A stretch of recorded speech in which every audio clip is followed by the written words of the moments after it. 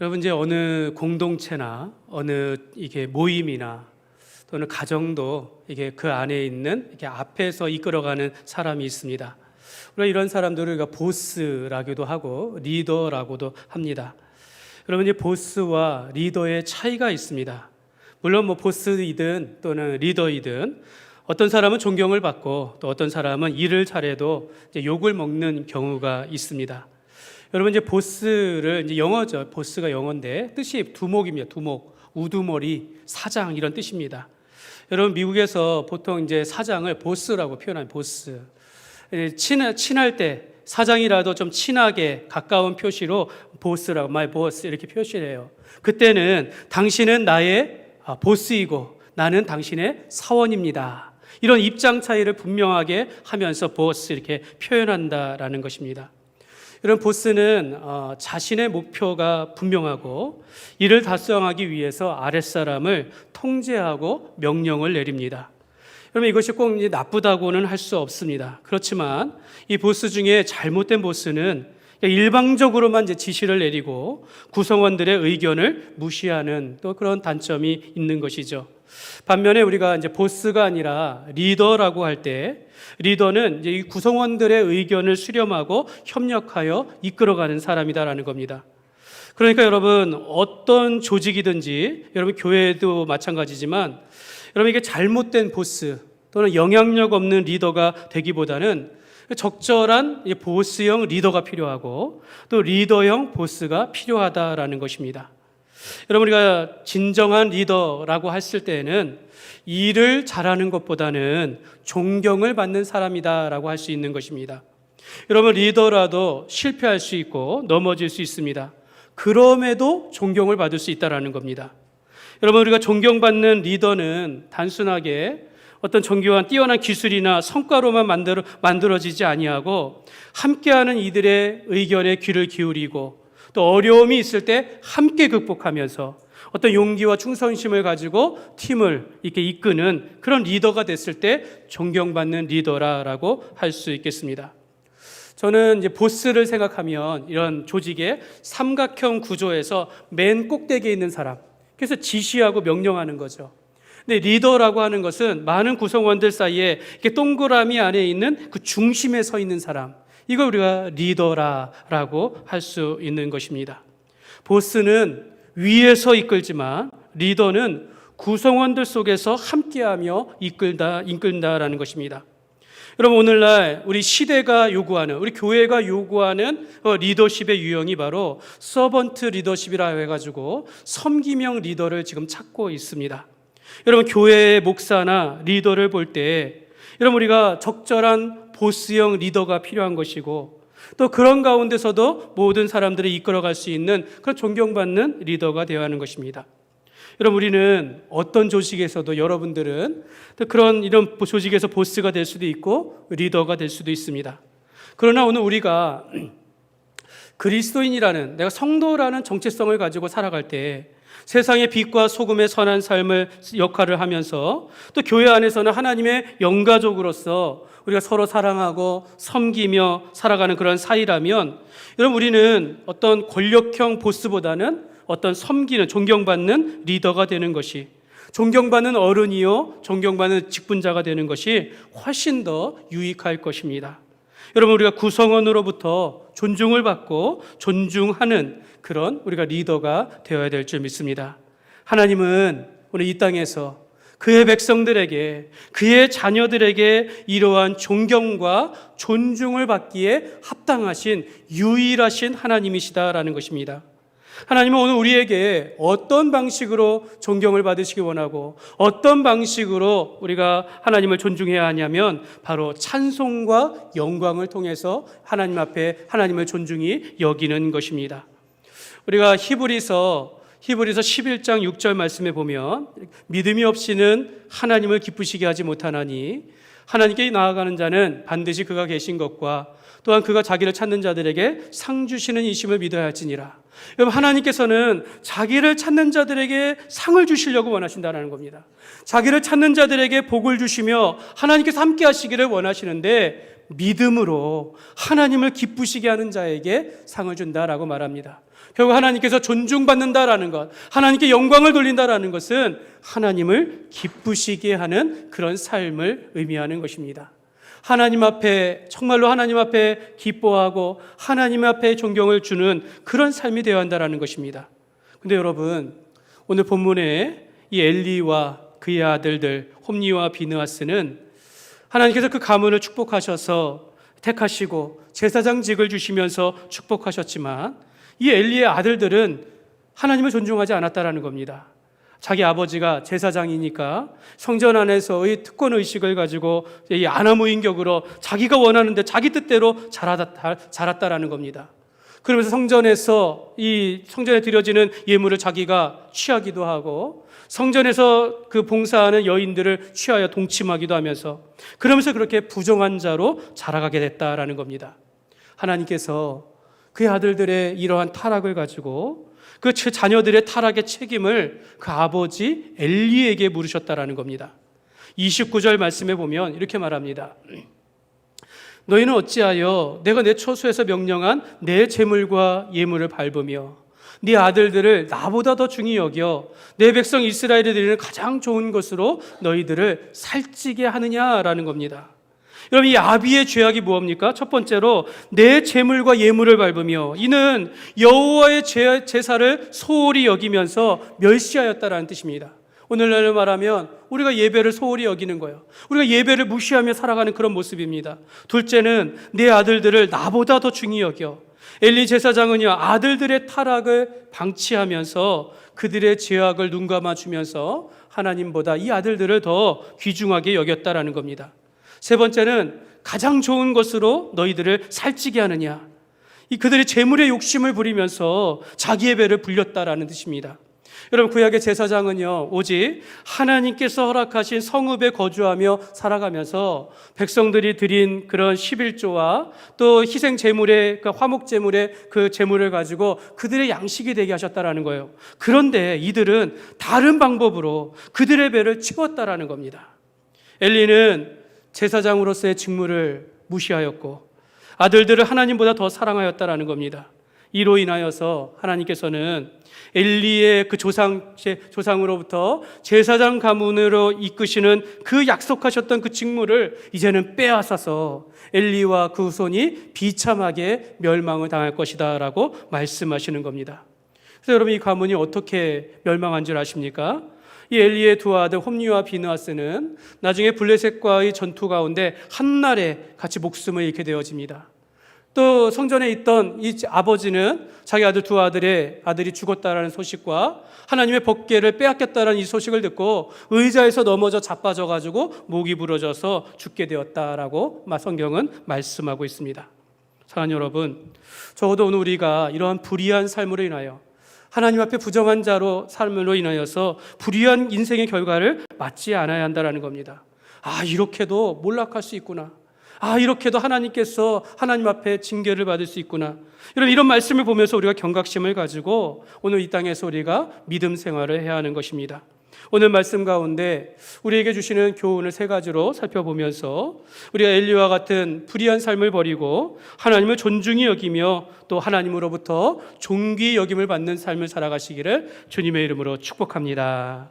먼저 첫 번째로, 하나님은 복을 주시기로 한 맹세를 바꾸시기도 합니다. 한번 같이 읽겠습니다. 하나님은 복을 주시기로 한 맹세를 바꾸시기도 합니다. 아니, 하나님께서 맹세하셨는데, 하나님께서 약속하셨는데 바꾸시다니요. 근데 그런다라는 겁니다. 여러분, 엘리의 가정은 그 조상의 아론의 후손으로부터 제사장의 직을 감당할 수 있는 그 축복을, 하나님 앞에 택함과 부르심을 받은 축복의 가문이었습니다. 근데 엘리와 그의 아들들이 이런 하나님의 택함과 부르심에 온전하게 화답하지 못함으로 버림받은 인생으로 종말을 맺게 된다는 겁니다. 그리고 이 영광스러운 제사장의 직분은 다른 가문으로 이어지게 되어지는데 나중에 이 사독의 가문이 제사장직을 이어받게 됩니다. 여러분, 엘리 제사장의 집안의 몰락을 보면서 하나님께서는 그의 가문을 택하여 축복하셨는데 이제는 그 뜻을 돌이켜서 내가 그렇게 하지 않겠다라는 겁니다. 내가 그걸 거두겠다라고 말씀하고 있는 겁니다. 오늘 30절 말씀에 그렇게 말씀하고 있어요. 그러므로 이스라엘 하나님 나 여호와가 말하노라, 내가 전에 내 집과 내 조상의 집이 내 앞에 영원히 행하리라 하였으나 이제 나 여호와가 말하노니 결단코 그렇게 하지 아니하리라 라고 말씀합니다. 내가 이전에 네 조상들에게 그렇게 약속하였지만 내가 결단코 그렇게 하지 않겠다, 다시 걷어버리겠다라고 말씀하고 있습니다. 하나님께서 그 조상들에게 맹세하여 준 그 집안의 축복이었는데 이제는 그 엘리의 죄 때문에 엘리의 제사장직을 더 이상 계승하지 않겠다라고 하나님께서 그 축복을 걷어버린 것입니다. 하나님께서 과거에 맺어주신 이 맹세가 사람들의 잘못으로 인하여서 이제 무효하게 되었다라고 말씀하고 있는 것입니다. 여러분, 예를 들면 하나님께서 이제 아브라함을 그의 고향에서 불러내어서 이 가나안 땅으로 인도하셨어요. 가나안 땅의 모든 것을 지나며 보여주시면서 내 후손에게 이 땅을 주리라 이렇게 약속합니다. 그 하나님께서 그 민족을 일으켜서 애굽에서 큰 민족이 되게 하시고 이스라엘을 애굽에서 건져내시며 이제 가나안으로 가면서 광야길을 가는데 이 가데스 바네아에서 이 정탐꾼들의 그 보고를 듣고 이들이 절망하게 되어집니다. 낙심하게 되어지면서 오늘 우리를 이곳으로 인도하여 죽게 하느냐라고 하면서 모세를 원망하고 하나님을 원망하다가 하나님께서 이렇게 말씀합니다. 민수기 14장 23절의 말씀에 보면 같이 읽겠습니다. 내가 그들의 조상들에게 맹세한 땅을 결단코 보지 못할 것이요 또 나를 멸시하는 사람은 한 사람도 그것을 보지 못하리라. 하나님께서 약속하셨는데 그 백성들이 그 약속에서 버려짐을 받았다라는 것입니다. 사랑하는 여러분, 하나님은 우리에게 복을 주시기로 맹세하시면서 하나님은 그 맹세를 지키시지만 인간이 범죄함으로 인하여 그 복을 차버린다라는 것입니다. 여러분, 인간의 범죄로 인하여서 하나님께서 복을 주시기로 한 그 맹세를 바꾸시기도 한다라는 것입니다. 사랑하는 여러분, 하나님은 오늘 우리가 하는 말들, 인간의 말이나 생각이나 행동을 보시면서 속지 않으십니다. 엘리가 그 아들들의 부정함을 보고 아들들아 너희 왜 그러느냐라고 이야기하지만 하나님은 속지 않으세요. 하나님은 오히려 엘리를 꾸정하시면서 네가 나보다 아들들을 더 중히 여기는구나 라고 이렇게 말씀하셨다라는 겁니다. 우리가 어떠한 형식과 어떤 가식으로 어떤 이런 것들을 우리가 형식적으로 드리고 가식적으로 행하는 거, 이거 하나님이 모르실 리 없다라는 겁니다. 하나님은 오늘 우리가 이 땅에서 어떻게 살아가는지를, 하나님 무엇이 참되고 무엇이 정결한지를 아시면서 보신다라는 겁니다. 그러므로 여러분, 우리가 하나님 앞에서는요 정직하게 살아가야 되는 것입니다. 최근에 며칠 전에 뉴스를 보니까 한 50대 남자가 이제 길을 지나가다가 지갑을 주웠어요. 근데 그 안에 50만 원 상당의 현금이 있었고 이렇게 카드가 있었나 봐요. 근데 이거를 이제 주인을 찾아주지 않은 겁니다. 근데 나중에 이 주인이 이 지갑을 잃어버린 사람이 이제 신고를 해가지고 이제 CCTV도 이제 영상을 보면서 그 사람을 이제 찾은 거예요. 그랬더니 그 사람이 이 지갑에 돈이 없었다라고 하는 겁니다. 지갑에 아무것도 없었다라고 하는 거예요. 그렇게 얘기하니까 이제 결국에는 이제 고발한 겁니다. 재판 가운데 보니까 이 사람이 돈을 뺀 것에 대한 영상의 증거는 없지만 주위 사람들의 증언이 있었다라는 거예요. 그거 돈이 있었다라고. 또 CCTV의 동선을 보니까 이 사람이 자기가 가지고 갔다라는 결론을 내서 결국에는 판결에 300만 원의 벌금을 물게 되었다라는 겁니다. 여러분, 지금은요 지갑을 주워도 찾지 않아주면 벌을 받아요. 내버려 두거나 이게 경찰서에 신고를 해야 합니다. 문제가 생긴다라는 거예요. 한 소년이 이제 자기가 이제 앵두를 따가지고 이걸 이제 팔려고 나갔습니다. 한 아주머니가 야, 우리 집에 들어와라. 내가 그걸 살게라고 해서 앵두가 든 바구니를 들고 아주머니가 들어갔어요. 근데 이 앵두의 주인인 이 소년이 집에 들어가지 않냐고 그 집이 너무 좋아 보여서 밖에 정원 구경을 했다라는 거예요. 그때 이 아주머니가 얘야, 야 들어와서 이걸 봐야 되지 않겠니? 내가 앵두를 더 많이 가져가면 너 어떻게 할래? 라고, 내가 너를 속이지 않을지 어떻게 하느냐? 라고 말했더니 이 아이가 밖에 서서 말했다라고 합니다. 아주머니, 저는 걱정을 안 합니다. 뭐 더 가져가 봤자 제일 나쁜 것을 가져갈 텐데요. 이런 말을 했다라는 거예요. 그게 무슨 말이냐라고 했더니 저야 만약에 앵두를 몇 개를 더 가져가서 내가 앵두를 좀 잃어버리겠지만 아주머니는 도둑이라는 이름을 가지게 될 겁니다라는 겁니다. 여러분, 이 소년은 몰라도 그 아주머니 본인은 아는 거죠. 더 많이 취하고 더 많이 이해함으로 자기가 도둑질했다라는 걸 깨닫게 된다라는 겁니다. 여러분, 우리가 사람은 속일 수 있으나 하나님은 속일 수 없나니 우리가 하나님 앞에서 변명하지 아니하고 하나님의 말씀대로 우리가 순종하며 살아가야 될 줄 믿습니다. 여러분, 우리가 하나님 앞에 기도할 때 이거 욕심으로 구하는지 정욕으로 구하는지 하나님은 아신다라는 거예요. 여러분, 우리가 예배를 드려도 저는 여러분들 다 잘 드리는 것 같은데 여러분들이 어떤 마음으로 어떻게 드리는지 다 아신다라는 겁니다.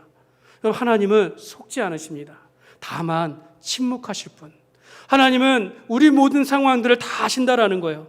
여러분, 그러므로 우리는 하나님 앞에서는 드러나지 아니할 것이 없고 숨길 것이 없다라는 것을 우리가 알면서 우리가 하나님께서 맹세하여 주시기로 하였다라는 그런 축복이라 할지라도 우리의 범죄로 함으로 인하여 그 뜻을 돌이킬 수 있다라는 것을 알고 우리는 전지전능하신 하나님 앞에서는 늘 정성을 다하여 늘 또한 정직하며 마음을 다하여 살아가는 삶이 되시기를 주님의 이름으로 축복합니다. 두 번째로, 오늘 하나님은 하나님을 존중히 여기는 자를 찾으십니다. 같이 한번 읽겠습니다. 하나님은 그를 존중히 여기는 자를 찾으십니다. 아까 읽은 말씀에 그런 말씀이 있어요. 나를 존중히 여기는 자를 내가 존중히 여기고 나를 멸시하는 자를 내가 경멸하리라. 이렇게 말씀합니다. 하나님은 자기를 존중히 여기는 자는 나도 너를 높이겠다라고 말씀하시고, 반대로 나를 멸시하는 자는 내가 너를 경멸하여 천대하리라라고 말씀하는 겁니다. 여러분, 이 말씀을 언뜻 생각해 보면 우리가 사람이 먼저 하나님을 존중하고 하나님께 영광을 돌려야 하나님께서 오늘 우리를 존중히 여겨주시는구나 라고 생각할 수 있지만 그것이 아닙니다. 하나님은 항상 먼저 우리를 불러주시고 먼저 우리를 축복하셨다라는 것입니다. 여러분, 다윗을 부르실 때에도 내가 너를 양을 치는 데서 불러 너를 이스라엘의 주권자로 삼고 내가 어디를 가든지 내가 너와 함께 있어서 모든 대적을 네 앞에서 멸하였은즉 내 이름을 존귀케 만들어주리라 라고 그렇게 말씀하셨다라는 겁니다. 이는 다윗을 양을 치는 목자로부터 높여주사 존귀한 왕의 자리까지로 하나님께서 세우시는 종이 되겠다라고 하시는 그런 뜻인 것입니다. 하나님은 아브라함을 부르실 때에도 그랬어요. 내가 너로 큰 민족을 이루고 내게 복을 주어 내 이름을 창대하게 하려니 복이 될지라. 너를 축복하는 자에게는 내가 그를 축복할 것이고 너를 저주하는 자에게는 내가 그를 저주하리라 라고 하시면서 먼저 아브라함을 택하시고 먼저 불러서 복을 주시며 하나님께서 함께 하셨다라는 것입니다. 여러분, 이와 같이 하나님은 한결같이 주의 백성들에게 한결같이 복음을 주시는데, 이러한 하나님의 백성들이 하나님께서 그 하나님의 마음을 알지 못한다라는 거죠. 하나님을 거역하고 하나님의 뜻을 망치는 자가 있다면 그 인간의 편이라는 겁니다. 인간이 다 하나님의 뜻을 거역하고 하나님을 멀리하기 때문이다라는 겁니다. 여러분, 우리가 그의 말씀에 불순종했기 때문에, 우리가 하나님을 예배하는 예배를 경시하였기 때문에, 여러분, 우리의 마음이 먼저 하나님을 떠났기 때문에 우리가 그의 길에서 하나님의 뜻에서 벗어나게 된 것입니다. 19세기 미국의 시인이었던 로버트 프로스트라는 시인이요, 가지 않은 길이라는 시가 있습니다. 거기에 앞에 식구가 이런 표현이 있어요. 노란 숲 속에 두 개의 길이 갈라져 있었지. 나는 한 여행자여서 둘 다 갈 수 없는 것을 아쉬워하였다라고 합니다. 내 인생의 길에 길이 있는데 두 갈래의 길이 있는데 내가 양쪽을 다 가지 못해서 아쉽다라는 거예요. 여러분, 인간은 한 길을 선택을 해야 합니다. 모든 사람의 인생의 길은 여러 가지 길이 있는데 다 갈 수 없고 내가 선택하여 그 길을 걸어가게 된다라는 겁니다. 그래서 이 시인은 멀리 내다 보이는 잘 뚫어진 그 길을 가지 아니하고 사람의 발길이 닿지 아니하는 그 길을 선택하여 갔다라고 말합니다. 그러면서 나의 인생이 내가 선택한 길로 인하여 완전히 변하였다라고 그렇게 고백을 합니다. 여러분, 이는 인간의 삶이 어떤 선택을 하느냐에 따라서 서로 다른 인생을 살아가고 있다라는 겁니다. 그러니까 여러분, 인간의 선택에 중요성이 있다라는 거예요. 내가 하나님의 말씀에 순종하느냐 불순종하느냐. 여러분, 이 죄악은 인간이 결정한 것이라는 겁니다. 내가 하나님을 거역하였고 내가 하나님을 멀리하였기 때문에 하나님께서 나에게 주신 그 맹세가 돌이키게 되었다라고 말씀하고 있는 겁니다. 근데 여러분, 다윗의 인생은 어떻습니까? 역대상 29장 28절 말씀에 보면 이렇게 말씀해요. 같이 읽겠습니다. 그가 나이 많아 늙도록 부하고 존귀를 누리다가 죽음에 그의 아들 솔로몬이 대신하여 왕이 되니라. 여러분, 다윗은 그가 늙어 죽을 때까지 존귀함을 받았다라고 말합니다. 하나님께서 인정하시는 그 인생의 삶을 살았다는 겁니다. 여러분, 다윗이 그 인생 가운데 실수가 없었습니까? 넘어짐이 없었습니까? 오히려 사람을 죽이고 간음하고 악한 일을 행하였지만 하나님의 뜻에 순종하여 회개하고 주님 앞에 돌아왔다라는 겁니다. 하나님께서 그를 끝까지 존귀하게 하셨다라고 말합니다. 시편에 보면 다윗은 말하기를 여호와여 내가 주를 높일 것은 나의 반석을 찬양하며 내 구원의 하나님을 높일지로다. 다윗은 평생에 하나님을 찬양하며 하나님을 높이며 살아갔다라는 것입니다. 사랑하는 여러분, 우리가 하나님을 존중히 여기면 하나님도 오늘 우리를 존귀하게 여기실 줄 믿습니다. 그러니까 여러분, 우리가 하나님을 기쁘시게 하며 그분에게 존귀와 영광을 올려드리면 하나님께서 우리의 인생을 책임져 주실 줄 믿습니다. 반면에 하나님께서 나를 멸시하는 자를 내가 경멸히 여기리라 라고 말씀합니다. 여러분, 엘리의 아들들은 여호와의 제사를 멸시하였습니다. 말라기 2장 9절 말씀에 보면 그래서 멸시한 자들을 향하여 말하기를 나도 너희로 모든 백성 앞에 멸시와 천대를 당하게 하였느니라. 이스라엘의 남유다의 마지막을 보니까 이스라엘 백성들이 우상 숭배를 하고 하나님의 떠나니까 나도 너를 멸시와 천대를 당하게 하리라 라고 하면서 바벨론의 포로로 끌려가게 되었다라는 것입니다. 저는요, 우리가 이 땅을 살아가면서 하나님을 멸시하고 또 주의 몸된 교회를 함부로 대하고 주의 종을 대적하는 이들이 받는 그 인생의 불행한 결과를 많이 보았습니다. 또 반대로요, 주의 종이라도, 교회 종이라 할지라도 하나님을 무시하고 주의 몸된 교회를 자기 뜻대로 대하다가 하나님께 버림을 받아서 참 힘든 상황을 살아가는 주의 종의 그런 삶도 많이 보았습니다. 또한 이것도 마찬가지입니다. 교회가 갈등과 분쟁으로 인하여서 결국 하나님께 버림을 받는 교회들도 많이 있다라는 겁니다. 여러분, 이것이 과거의 일이 아니라 지금도 일어나고 있다라는 것을 우리가 알아야겠습니다. 여러분, 우리가 이같이 하나님을 멸시하다가 버림받는다라는 것, 여러분, 이것이 얼마나 두려운지 우리가 두렵고 떨리는 마음으로 생각해 봐야 한다라는 겁니다. 여러분, 우리가 하나님을 존중하지 않는다, 이게 뭘까요? 하나님을 존중하지 않을다, 이거는요, 그분을 향해서 내가 강팍한 마음을 갖는다라는 거예요. 종교개혁자 가운데 존 버년이 있습니다. 존 버년의 거룩한 전쟁이라는 책에 이런 표현이 있다라고 합니다. 사탄은 하나님을 대적하는 법에 대해 알려준다. 그러면서 특정한 흉배를 입으라고 권한다. 이것은 쇠로 만든 흉배인데 바로 강팍한 마음이다. 강팍한 마음에 흉배를 계속 입고 있으면 아무리 긍휼을 베푼다 할지라도 그걸 이길 수 없고 하나님이 너를 심판한다 할지라도 그걸 두려워하지 않는다라는 겁니다. 여러분, 우리의 강팍한 마음이 뭡니까? 완악하고 고집센 걸 말하는 거예요. 하나님 앞에 고집을 부리는 걸 말하는 겁니다. 여러분, 이 강팍한 마음은요, 아무리 긍휼로 다가가도 거부해요. 이것을 인하여 심판을 받는다 할지라도 끝까지 철갑을 두른 듯이 끝까지 거부한다라는 겁니다. 여러분, 이런 강팍한 마음은 결국은 하나님을 존중하는 것이 아니다라는 것입니다.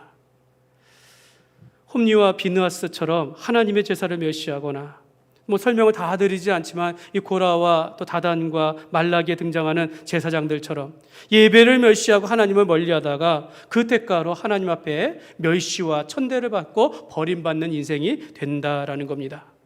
사랑하는 여러분, 우리가 아브라함과 또 다윗과 사무엘과 같이 여러분, 우리가 먼저 하나님을 존중히 여기며 하나님 앞에 존귀 여김을 받는 삶을 살아가시기를 주님의 이름으로 축복합니다. 세 번째로, 하나님은 그의 마음에 맞는 자를 찾으십니다. 같이 한번 읽겠습니다.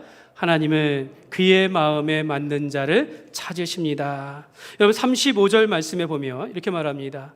내가 나를 위하여 충실한 제사장을 일으키리니 그 사람은 내 마음 내 뜻대로 행할 것이라. 내가 그를 위하여 견고한 집을 세우리니 그가 나의 기름 부음을 받은 자 앞에서 영구히 행하리라. 하나님은 그 마음에 합한 사람, 그 한 사람을 찾으신다라는 거예요. 하나님은 자기의 마음과 같이 하는 그 사람을 세워서 신실한 제사장으로 삼겠다라는 것입니다. 그리고 그를 통하여 하나님의 집을, 견고한 집을 세우리라라고 말씀하고 있습니다. 하나님은요, 하나님의 마음에 맞는 자, 하나님의 집을 맡길 수 있는 마음에 합한 자를 찾는다라는 것입니다. 저는 우리 교회도 이러한 분들이 많이 계셨으면 좋겠어요. 마음을 같이 하고 뜻을 같이 하여서 이런 마음 맞는 분들이 함께 예배하고 주의 일을 하며 우리가 흩어졌다 할지라도 우리가 하나님의 자녀로서 그 같은 마음을 가지고 산다면 여러분 우리가 얼마나 행복하겠습니까? 하나님은 내가 그를 위하여 견고한 집을 세우리라 이렇게 말씀하시는데요. 마침 어린 사무엘이 그 성전에서 자라고 있다는 겁니다. 마침 그 어린 사무엘이 그의 집에서 성전에서 에봇을 입고 여호와를 섬기며 자라가고 있다는 겁니다. 그 사무엘을 말하는 것입니다. 하나님께서 이 사무엘은 어려서부터 성전에서 하나님의 마음에 합한 자로서 자라가고 있다는 겁니다. 여러분 성경에 사무엘과 같이 하나님의 마음에 합한 자가 또 한 사람이 있는데요. 다윗이었습니다. 사도행전 13장 22절 말씀해 보면 이렇게 말씀합니다. 같이 읽겠습니다. 패하시고 다윗을 왕으로 세우시고 증언하여 이르시되 내가 이새의 아들 다윗을 만나니 내 마음에 맞는 사람이라 내 뜻을 다 이루리라 하시더니 아멘. 여러분 내 마음에 맞는 사람, 이거 영어로 보니까 testify예요. 그러니까 시험하여 입증되다라는 그런 뜻입니다. 이 사람은 내가 입증한 사람이에요. 내가 믿는 사람이다라는 겁니다. 하나님께서 내 마음에 이미 입증된 자가 바로 다윗이다라는 겁니다. 이 사람에게는 내 일을 맡겨도 되겠다라고 말씀하고 있는 것입니다. 우리는 하나님께서 그에 맞는 사람이 다윗이라고 하고 사무엘이라고 하는데 도대체 이 다윗과 사무엘이 어떠한 사람이길래 하나님의 마음에 합한 자라는 것입니다. 여러분 다윗은 우리가 잘 알잖아요. 용사입니다. 용사였고 또 하나님 앞에서 위대한 왕이 되었고 시인이며 탁월한 정치이고 하나님 믿는 그런 신앙인이라고 인정하지만 가장 멋진 건 역시 하나님의 마음에 합한 자라는 겁니다. 하나님께 마음에 드는 그런 사람이었다라는 겁니다. 여러분 우리가 어떤 칭찬이 좋을까요? 세상에서 아무리 좋은 영광과 부귀와 이런 거 영화를 얻는다 할지라도 하나님께서 너는 내 마음에 든 자야. 착하고 충성된 종아 하면서 하나님께서 내 마음에 든 자라고 얘기하면서 말씀하실 때 여러분 우리가 얼마나 감사하고 기분이 좋겠습니까? 여러분 사무엘이나 다윗의 어린 시절과 같이 좀 하나님과 사람에게 사랑을 받고 은혜를 받은 자, 여러분 이것이 바로 멋진 인생이다라는 것입니다. 저와 여러분이 이러한 하나님의 마음에 맞는 하나님의 마음에 합한 자가 되시기를 주님의 이름으로 축복합니다. 여러분 훗날 이 하나님의 마음에 합한 사무엘이 하나님의 마음에 맞는 다윗을 만나 기름 부어 왕으로 세웁니다. 여러분 한 시대에 하나님의 마음에 합한 자 사무엘과 다윗이 함께 있으니 여러분 이것이 얼마나 복된 나라가 될 수 있겠습니까? 여러분 우리가 물론 이 신약의 일꾼들을 세울 때 보면 믿음과 지혜가 충만하고 성령 충만하고 또 사람들에게 칭찬을 받는 자가 하나님의 일꾼이다라고 말씀합니다. 그런데 여러분 오늘 말씀에 비추어 보면 하나님의 마음에 합한 자는 결국 하나님을 존중히 여기며 그의 뜻대로 하나님의 뜻대로 행하는 자라라고 말씀하고 있는 것입니다.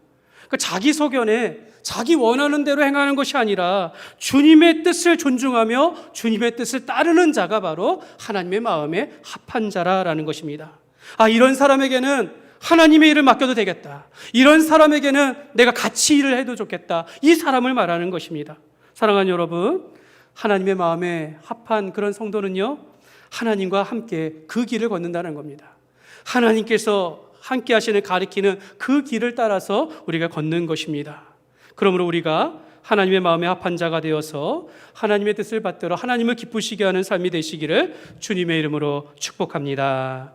말씀을 맺겠습니다. 사랑하는 여러분, 하나님의 마음에 가장 일치하여서 여러분 그분의 뜻을 온전하게 이룬 분이 한 분 계십니다.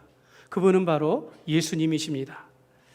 여러분 예수님은 오직 아버지 하나님의 뜻을 따라서 고난을 받으시고 십자가에 못 박혀 죽으셨습니다. 이 예수님께서 아버지의 뜻을 따라서 아버지의 뜻을 존중히 여기니까 모든 만물로 하여금 그 아들의 앞에서 무릎 꿇도록 그 아들을 존귀하게 높여주셨다라는 겁니다. 하나님이 기뻐하시는 뜻, 그 죄인을 구원하시려는 뜻에 예수님께서 온전히 순종하셨습니다. 사랑하는 여러분, 하나님을 존중히 여기는 자는 하나님과 마음이 맞는 자인데 하나님의 뜻에 순종하는 삶을 살아갑니다.